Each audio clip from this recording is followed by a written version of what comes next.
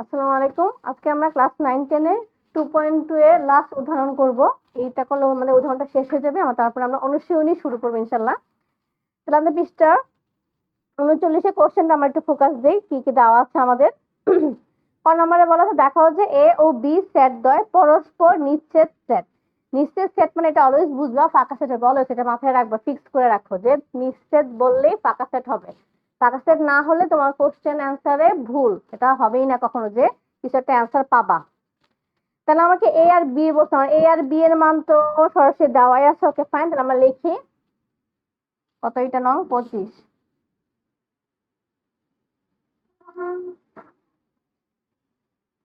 দেওয়া আছে। এ সমান সমান 4 5 6 7, বি সমান সমান 0 1 2 3। আর নিচ্ছেদ বললেই ইন্টারসেকশন হবে, ঠিক আছে। বা সহজভাবে যদি আমরা বলি গসাগু নিয়মে, যে চেহারা কি কি মিল আছে, তার নিচ্ছেদে কোনো চেহারা মিল হবে না, পুরো ফাঁকা সেট হবে। যদি খেয়াল করে দেখো এখানে কিন্তু কোনটার মধ্যে কমন কিছু নেই। আমরা হচ্ছে অ্যান্সার লিখবো ফাঁকা সেট, হয় এটা লিখবা অথবা জাস্ট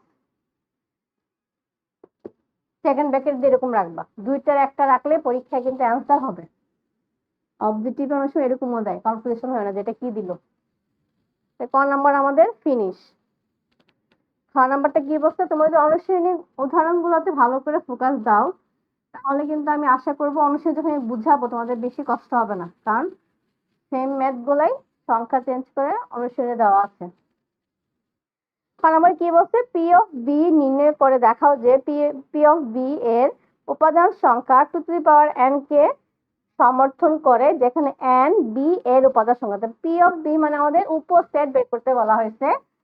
দেওয়া আছে বি সমান সমান 0 1 2 3, এটা আমাদের দেওয়া আছে। তাহলে ফার্স্ট আমরা কি করতে হবে, ওর উপসেট বের করতে হবে। উপসেট বের করার নিয়ম কি, যত ভাবে ভাঙানো যায় আমাদের ওকে ভাঙাতে হবে, সেটা আমরা আগেও কিন্তু করেছিলাম। সেকেন্ড ব্র্যাকেট দিব, দিয়ে আবার সেকেন্ড ব্র্যাকেট দিয়ে কোশ্চেন যেটা আছে সেটা বসিয়ে দিবা। এখন তুমি পাঁচটা দিকে আলাদা আলাদা করে লেখো, প্রত্যেকটা আলাদা করে সিঙ্গেল করে লেখো। লিখলা, তারপরে কি লিখবে এখন, এখন দুইটা যেটা জিরোর সাথে ফার্স্ট এর সাথে সবগুলো কম্পেয়ার, জিরোর সাথে একবার 1, জিরোর সাথে একবার 2, জিরোর সাথে একবার 3। তাহলে কাজ শেষ, জিরো দিয়ে শেষ। এখন 1 দিয়ে আবার করো, 1 এর সাথে 0, 1 এর সাথে 2, 1 এর সাথে 3 গেল। এখন আবার 2 এর সাথে করো, 2 এর সাথে 0, 2 এর সাথে 1, 2 এর সাথে 2 নিজে, নিজে নিজে না, 2 এর সাথে 3। এখন 3 দিয়ে, 3 দিয়ে যে আমরা করবো, যে খেয়াল করো অলরেডি কিন্তু আমার 3 1 3 2 সবগুলো আছে। 3 দিয়ে আলাদা ভাবে কিন্তু আমাদের করা যাবে না। আর কিভাবে করা যায়, এখন এখন যদি তিনটে তিনটে করে আলাদা করো, 0 1 2 একটা, 0 1 2, আর একটা হবে 0 1 3, আর একটা হবে 0 2 3। আর কিছু যায়, 1 2 3, জাস্ট তিনটা, 1 2 3। এখন বুঝবে কি হয়েছে কিনা। সূত্রটা অলরেডি আমরা জানতে দিব, এন। এন মানে কি, এই যে এখানে উপাদান সংখ্যা করে 4টা, 2 দুগুণা 4, 4 দুগুণা 8 দুগুণা 16। তা দেখো তো 16টা হয়েছে কিনা। 1 2 3 4 5 6 7 8 9 10 11 12 13 14 15 16।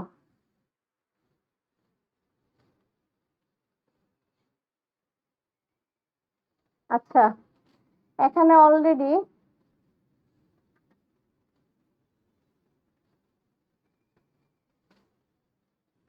তাহলে একটা ভুল হয়ে গেছে, আমরা কিন্তু অলরেডি এখানে 0 1 নিয়েছিলাম, তাহলে বেশি হয়ে গেছে 1 0 0 1, কিন্তু একই কথা, তো এটা দরকার নেই। এখানেও সেম 2 0 নিয়ে নিয়েছিলাম। তাহলে আমাদের অ্যান্সারটা কি হবে, দেখো গণ 1 2 3 4 5 6 7 8 9 10 11 12 13 14 15 16 হয়ে গেল।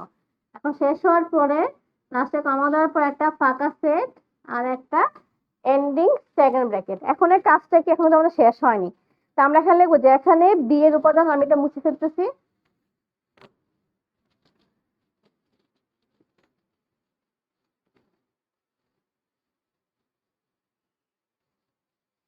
এখন লিখবো এখানে বি এর উপাদান সংখ্যা 3টি। আমরা কি লেখা যায়? সুতরাং শক্তি সেটের উপাদান সংখ্যা টু দি পাওয়ার n। আচ্ছা 3টি কিভাবে? বি এর তো উপাদান সংখ্যা হচ্ছে 4টি,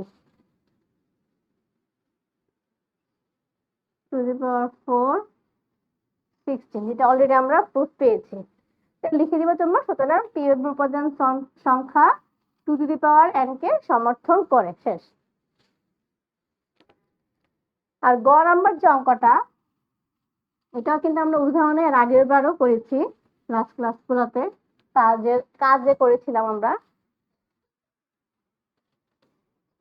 তো গ নাম্বারটা আমি তোমাদের দেখাবো না, কারণ অলরেডি তোমরা কিন্তু নিয়মে দেখেছো। যদি তোমাদের লাগে অবশ্যই জানাবে। আজকের মতো এইটুকু।